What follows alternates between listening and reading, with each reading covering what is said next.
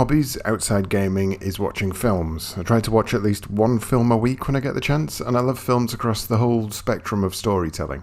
One of the subsections of that hobby is watching terrible films. I mean, films that should never have made it past the conception stage. Watching a terrible film is just as enjoyable for me as watching a fantastic film.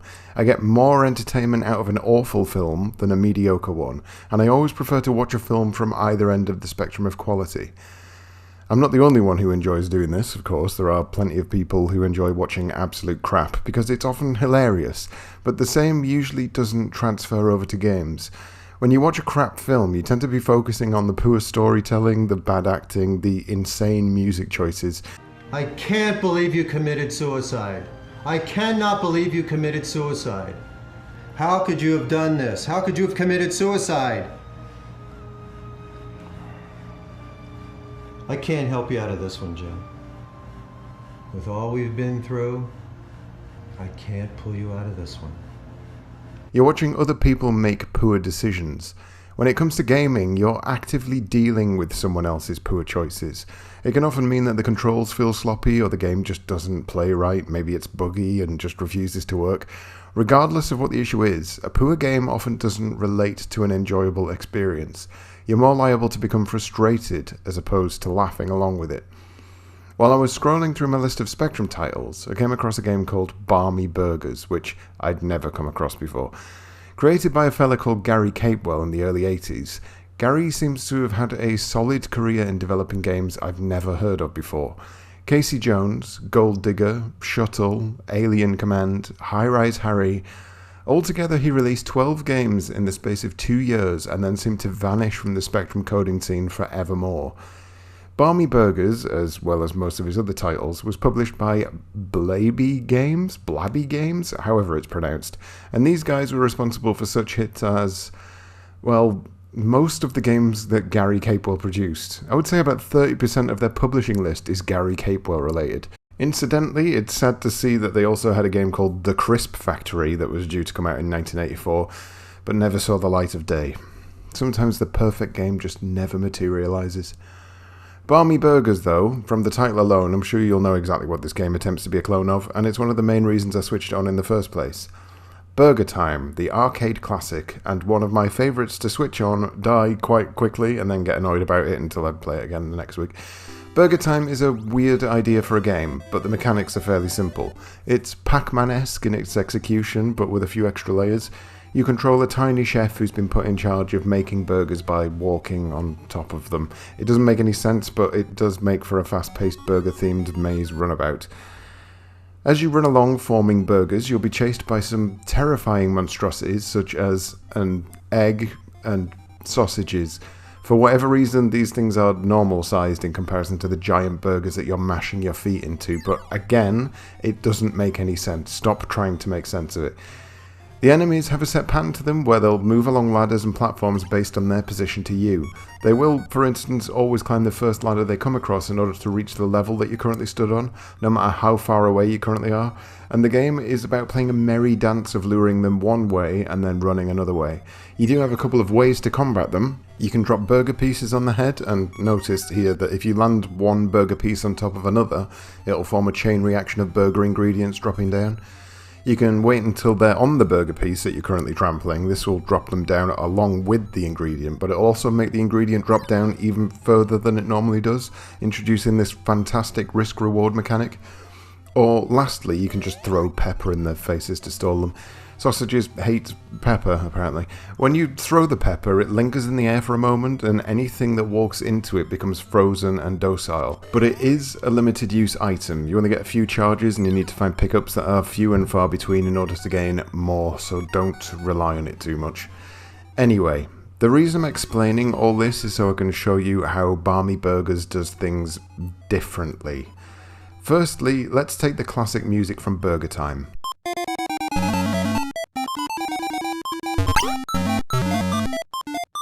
I mean, it's not the best music in the world, but it's nice enough, it's catchy.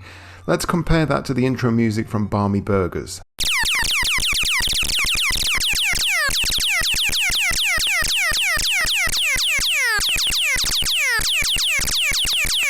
gross, right? All the sound in Barmy Burgers is pretty horrific, to be fair. There's nothing charming about it. There's no redeeming features. It's just a horrific noise for the most part. That all being said, though, sound design is hard, but what about menu design? There is none. Good luck having your fingers ready on the keys, because as soon as that music finishes, its horrific death waltz, you're launched straight into action.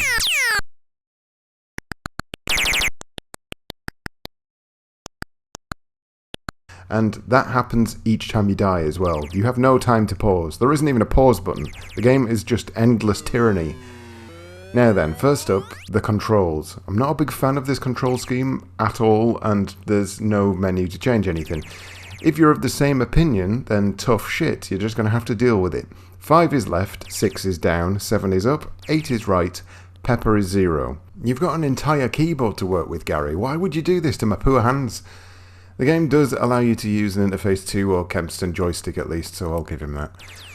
Let's move on to some of the good stuff though before I talk about the bad stuff. While the keyboard layout is wonky, the controls do at least feel responsive, and while the level layouts at Burger Time were obviously too difficult to fit within the Spectrum's limited memory while keeping the sprite work nice and detailed, Gary did a good job of translating the overall theme across from the arcade version. The graphics, for instance, while simple, are clearly representative of their inspiration, and the way the burger's ingredients droop down before eventually falling is done, again, simplistically, but it's there and it works well. They even bump into each other as they fall down, just like the arcade version, and they smash the bad guys into pieces, just like the arcade version. So far, so gravy, but what's the beef? Well, there are certain nuances that did not translate over, and whether this was due to a lack of understanding when it comes to the arcade original, or a lack of programming skills on Gary's part, it's hard to ascertain, but the issues with the Barmy Burgers all relate to the enemies and how you deal with them. Unlike the enemies in Burger Time, the enemies in Barmy Burgers have no set pattern. They will randomly change direction at will, making pathfinding an absolute nightmare to deal with. You have no idea whether that wobbly sausage is going to keep on heading away from you, or if it's going to turn on a pin and duff you up. While you can drop ingredients on an enemy's head, you can no longer drop enemies down with an ingredient if they're stood on top of it, like you could in Burger Time. And the pepper has been turned into a pop gun that requires the most precise timing. It's absolutely unreal.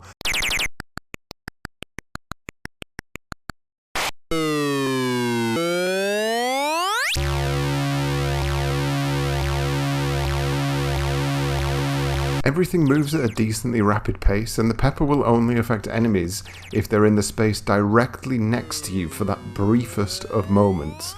If you mistime it, you're dead. That's you done. Sacked. No more fast food for you. Just to rub it in even more, when you do manage to kill off an enemy, it isn't stunned like it is in the arcade version. It isn't taken away from the level, not even for a second. It simply respawns back where it started, which means if you kill an enemy close to where it spawned in, you're basically just teleporting it somewhere equally as dangerous. What this means is, while Barmy Burgers features less enemies on screen than Burger Time, the difficulty feels like it's been ramped up due to the completely random nature of the enemies, the Terminator-like tenacity of their never-ending life cycle, and your completely neutered pepper attack. Barmy Burgers is by and large a crap port of a great arcade game, and yet I switched it on during lunchtime today, and I ended up being 10 minutes late back from lunch because I couldn't pull myself away from it. I recently reviewed Jumping Jack, in which I said almost exactly the same thing, that the game is unfair but incredibly compelling, and much like Jumping Jack, Barmy Burgers has something about it that just makes me love hating it. It is by no means a good game, and yet I've had more fun playing this than I have playing numerous official ports of Burger Time that ended up being completely mediocre. I have been shouting out loud playing this game, calling bullshit, punching the air when I nailed a pepper shot that was literally the only way I was ever going to get out of a tight corner.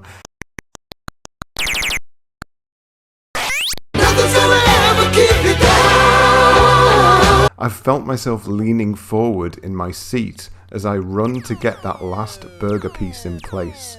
I have been more vocally excited and leery playing Barmy Burgers than I ever have playing the original arcade game that inspired it. Barmy Burgers is a rip-off of a well-polished game that missed some of the vital components that make that game what it is, and somehow ended up still being something I took great enjoyment from. Is it good? Well, it's tough to say. Much like watching a bad film, I get an incredible amount of enjoyment out of it, but can I then come out at the other end and declare that that was a good thing? If I laugh at a film that is trying to be serious, has it achieved what it set out to do? It's a tough one to answer. I can very well see people playing Barmy Burgers and bouncing off it as being an irrelevant port, but for me, that frustration I felt at trying to complete even one level of Barmy Burgers was as furiously fun as Jumping Jack. So Barmy Burgers is not a great game. It's not a good rip-off. It's not particularly well made. It sounds awful. It doesn't have half as much nuance as the arcade game that spawned it, yet I would highly recommend it. I'd highly recommend it because if a game can make me try again and again and again for over an hour just to beat one level of its stupidly designed nonsense, well, it's got to be doing something right. Tell me, homies, can't you see that if you ever wanna be as fat as me, you got to be a Big Mac, McGill,